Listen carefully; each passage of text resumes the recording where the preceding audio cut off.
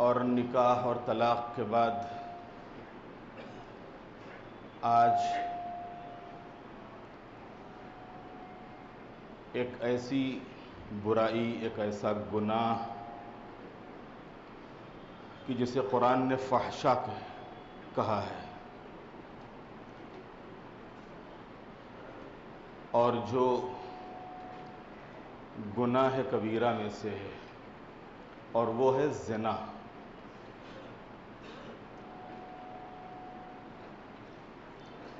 زنا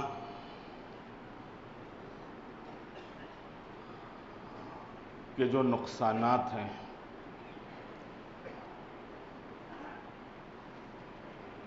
زنا خاندانی نظام کو درہم برہم کر دیتی ہے۔ جو ہمارا گھر ہوتا ہے، جو ہمارا خاندان ہوتا ہے، اگر کوئی خدا نخواستہ العیاذ باللہ کوئی ایک فرد، کوئی ایک شخص اس گناہ میں مبتلا ہو جاتا ہے تو گھر کی عزت، خاندان کی عزت خاک میں مل جاتی ہے، اور پورا شیرازہ بکھر جاتا ہے، منتشر ہو جاتا ہے، سب درہم برہم ہو جاتا ہے۔ دوسرے، ماں باپ کی بدنامی۔ تیسرے، خاندان کی بدنامی۔ چوتھے، میاں بیوی کے تعلقات میں تلخی، رشتے خراب ہو جاتے ہیں۔ اگر شوہر کو پتہ چلے کہ زوجہ زناکار ہے، اگر زوجہ کو پتہ چلے کہ شوہر زناکار ہے، تو پھر یہ رشتہ بہت مشکل ہے کہ جو باقی رہے، رشتہ خراب ہو جاتا ہے۔ بچوں کے اوپر غلط اثرات مرتب ہوتے ہیں۔ بچے ذہنی مریض ہو جاتے ہیں۔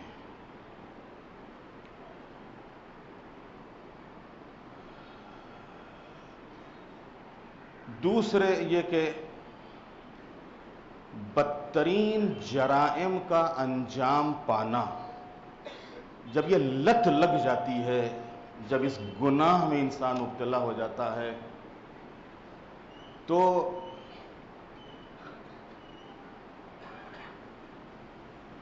اس کا نتیجہ یہ ہوتا ہے کہ کبھی اپنا سارا سرمایہ برباد کر دیتا ہے، ساری پونجی صرف کر دیتا ہے،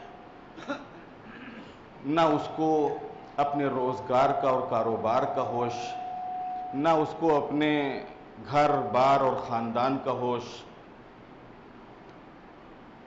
اور وہ جو ذہن پہ شیطان ذہن پہ سوار ہے، یہ اس کو برباد کر کے چھوڑتا ہے۔ کبھی ماں باپ سے قطع تعلق کر لیتا ہے، کبھی بیوی بچوں کا گلا گھونٹ دیتا ہے، اسی گناہ کی وجہ سے، یہ جو زنا کا گناہ ہے۔ اور آپ آئے دن پیپر میں اور ٹی وی کے اوپر سنتے رہتے ہیں، دیکھتے رہتے ہیں، یہ جو ریپ کے کیس ہوتے ہیں، جو ریپ کی وارداتیں ہوتی ہیں، اس کے پیچھے کی آپ یا اس کے بعد کے جو اثرات ہوتے ہیں، اس کو آپ پڑھیے، دیکھیے، ذرا سا جائیے ڈیپ میں، تو آپ کو ہی پتہ چلے گا۔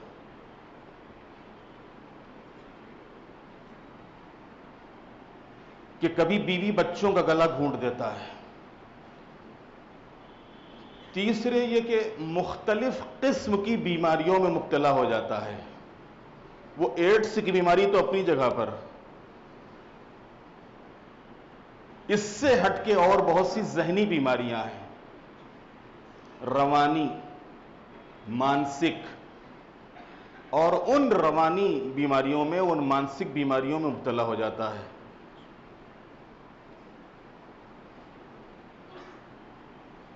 پیغمبر ختمی مرتبت حضرت محمد مصطفیٰ صلی اللہ علیہ وآلہ وسلم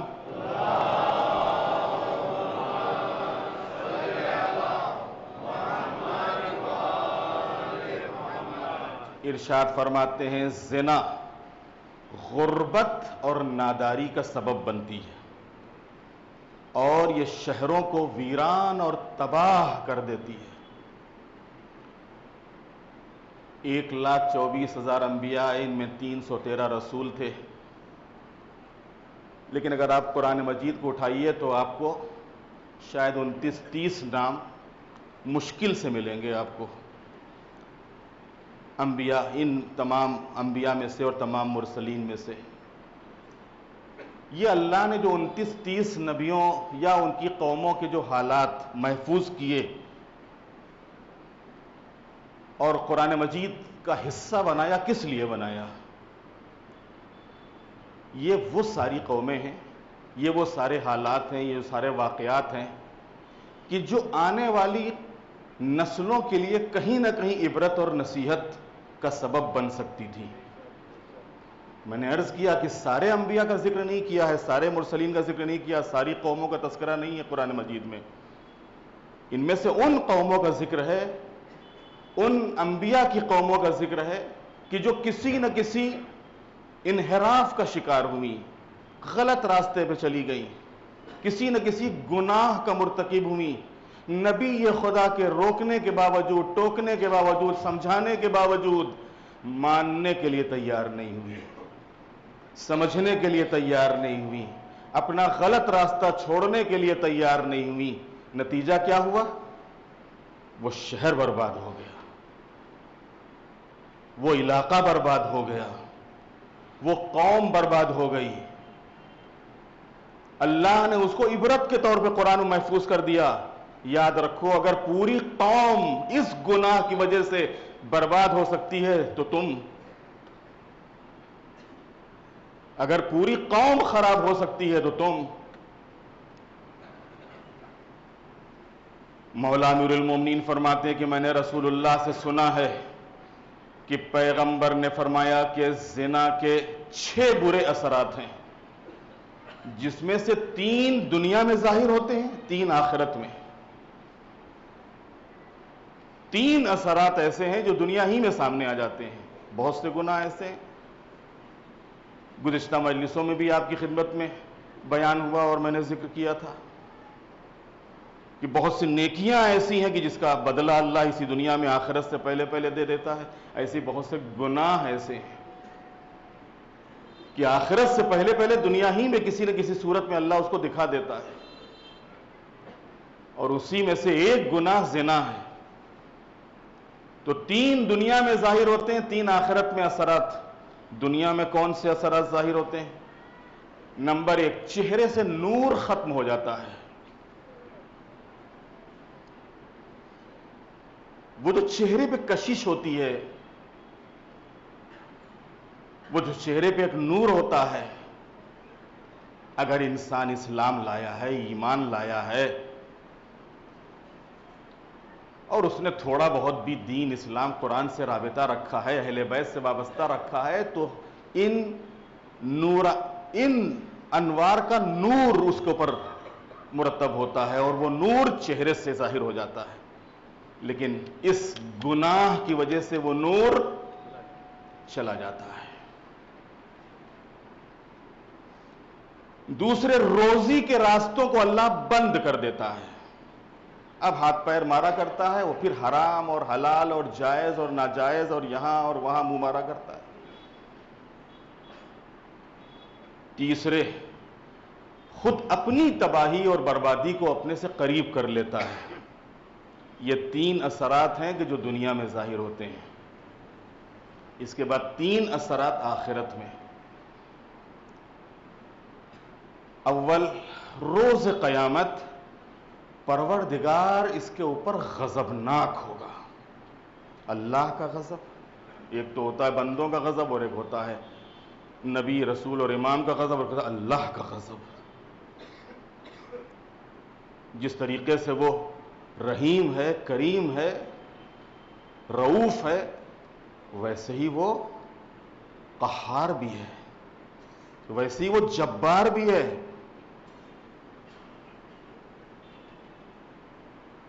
لہذا قیامت کے دن اس گنہگار پر کہ جو اس گناہ کا مرتکب ہوا ہوگا، جس کو زنا کہتے ہیں، اللہ غضبناک ہوگا۔ دوسرے حساب اس کا بڑا سخت ہوگا. فرشتوں کو حکم ہوگا کہ ذرہ برابر چھوٹ مت دینا اس کو,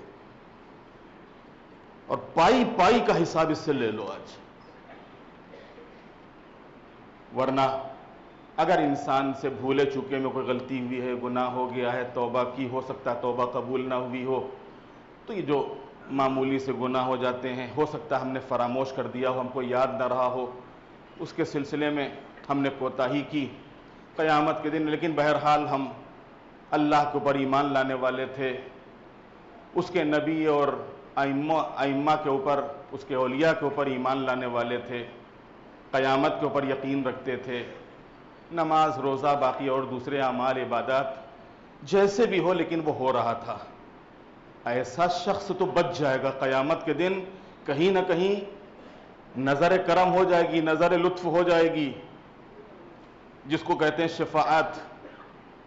اور اس شفاعت کے بعد یہ اس کے اعمال نامے میں, اس کے اعمال میں اور حساب کتاب میں بھی تخفیف ہو جائے گی کہ دیکھو آرام سے اس کا حساب کرنا, تھوڑا ٹھیک ہے, غلطی ہو گئی, بھول ہو گئی, نہیں یاد رہا, اس کو توبہ نہیں کر سکا, معافی نہیں مانگ سکا, چلو ٹھیک ہے آج معاف کیے دیتے ہیں.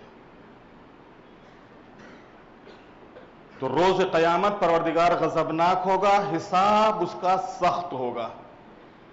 تیسرے, آگ میں داخل ہوگا اور ہمیشہ رہے گا. یہ 3 عذاب ہیں کہ جو آخرت میں. زناکار کو برزخ میں تکلیف, یہ تو قیامت ہے, قیامت سے پہلے تو برزخ ہے. برزخ میں کیا ہوگا زناکار کے ساتھ؟ ہمارے 5ویں امام حضرت امام محمد باقر علیہ السلام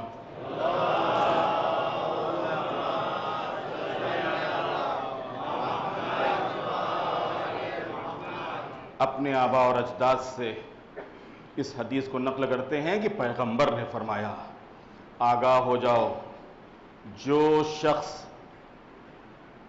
کسی بھی مسلمان یا یہودی یا مجوسی یا نصرانی یعنی کسی بھی قوم کی عورت سے زنا کرے, چاہے وہ آزاد ہو یا کنیز, اور اس عمل سے توبہ نہ کرے, پشیمان نہ ہو, شرمندہ نہ ہو, معافی نہ مانگے, اور اسی گناہ پر اصرار کرتے ہوئے مر جائے, اسی گناہ کے اوپر باقی رہتے ہوئے مر جائے, تو خدا بند عالم اس کی قبر میں 300 دروازے کھولے گا. لیکن کون سے دروازے؟ خدا بند عالم اس کی قبر میں 300 دروازے کھولے گا, جن سے سانپ, بچھو, اژدہے نکلیں گے, اور وہ قیامت تک جلتا رہے گا. اور جب وہ قبر سے نکلے گا تو لوگوں کو اس کی بدبو سے اذیت ہوگی کہ یہ کون جا رہا ہے. محشر میں بدبو ہوگی, اس کے جسم سے ایسی بدبو آ رہی ہوگی کہ اہل محشر اس کی بدبو سے پریشان ہو جائیں گے, اور لوگ اسے اس کے بدعمل اور اس کی بدبو سے پہچانیں گے. آخر کار اس کو جہنم میں ڈال دیں گے کہ جا, یہی تیرا انجام ہے.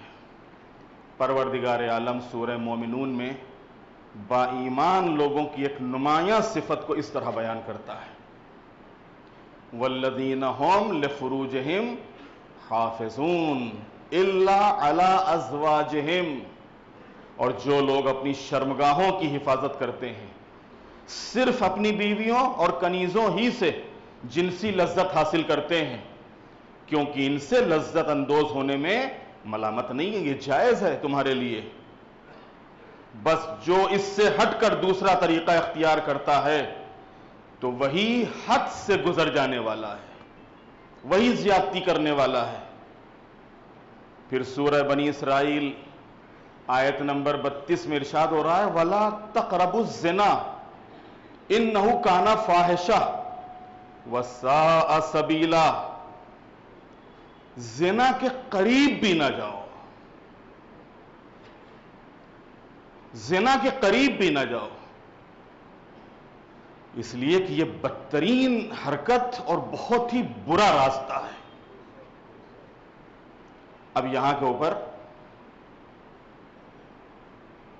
علماء نے ایک لطیف نقطے کی طرف اشارہ کیا ہے جو آپ کی خدمت میں پیش کرنا چاہتا ہوں، اور وہ یہ کہ دیکھیے اللہ نے یہاں کے اوپر یہ نہیں کہا کہ زنا مت کرو، بس سیدھا سیدھا ڈائریکٹ حکم دے دیتا کہ زنا مت کرو، زنا حرام ہے، لیکن ڈائریکٹ یہ نہیں کہا کہ زنا حرام ہے، زنا مت کرو، بلکہ کہا زنا کے قریب نہ جاؤ۔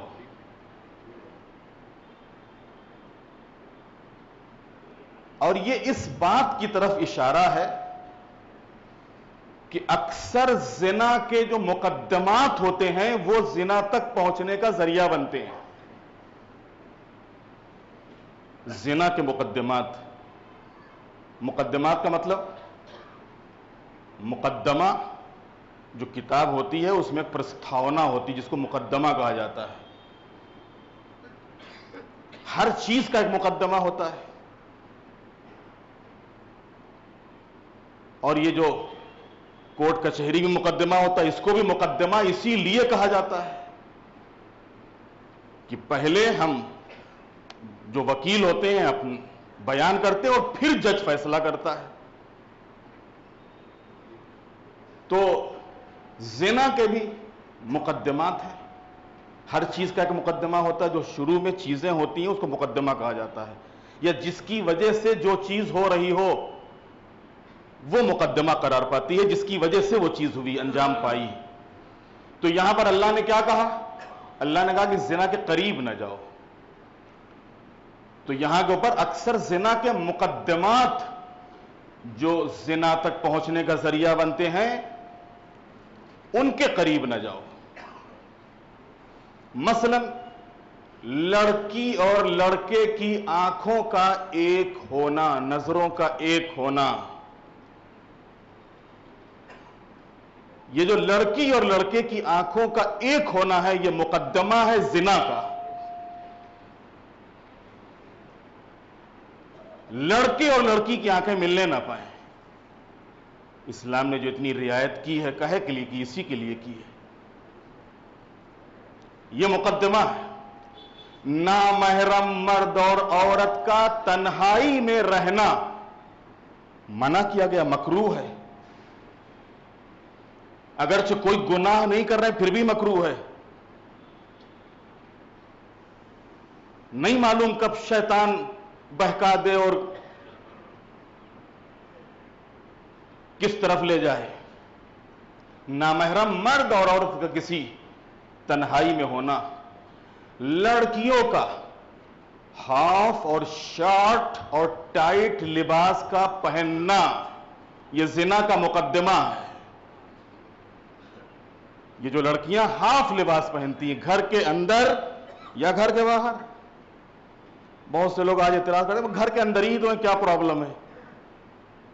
یہی عادت تو بعد میں باہر بھی پڑ جاتی ہے جو گھر کے اندر ہوتی ہے۔ جب گھر کے اندر سنسکار نہیں ملتے ہیں، جب گھر کے اندر تربیت نہیں ملتی ہے، گھر کے اندر کلچر نہیں ملتا ہے، تو پھر یہی بات میں اس کی جو حیا ہوتی ہے وہ ختم ہو جاتی ہے۔ پھر آج گھر کے اندر یہی کل گھر کے باہر، کیونکہ وہ حیا ختم ہو گئی، وہ شرم چلی گئی اس کی۔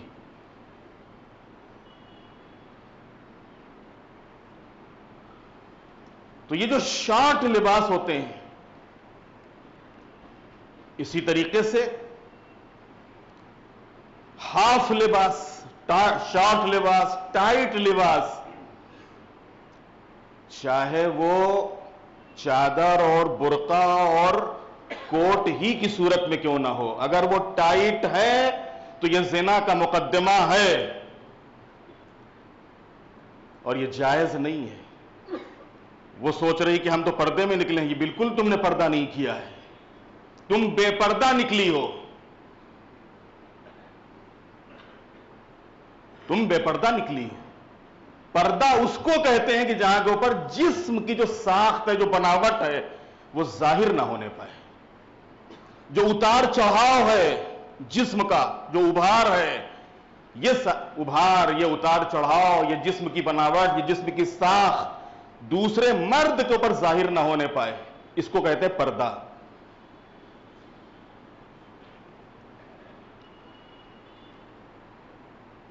اسی طریقے سے زنا کے مقدمات میں پردہ نہ کرنا، بے پردہ رہنا، اور یہ بے پردگی زنا کا مقدمہ ہے، چاہے وہ اسکولوں میں ہو، چاہے وہ کالجوں میں ہو، اور چاہے ہمارے کسی مذہبی پروگرام میں ہو، اور چاہے ہمارے سماج اور سوسائٹی میں ہو۔ مسلسل ذہن میں گندے خیالات کا آنا، یہ جو گندے خیالات آتے ہیں، میں اپنے بچوں، اپنے نوجوانوں، اپنے جوانوں سے خطاب کر رہا ہوں، اگر کبھی بھی کوئی گندا خیال آئے، تم یہ نہ سوچو کہ نہیں اس میں تو بڑا ٹیسٹ ہے، اس میں تو بڑا مزہ ہے، ہم کو سکون مل رہا ہے۔ نہیں، سکون نہیں ملے گا تم کو، یہ تمہاری بربادی کا سامان ہے، یہ تمہاری نیند اڑا دے گا، یہ تم کو برباد کر دے گا، تمہاری پڑھائی اور ساری محنت کے اوپر یہ پانی پھیر دے گا، یہ جو گندے خیالات ہیں۔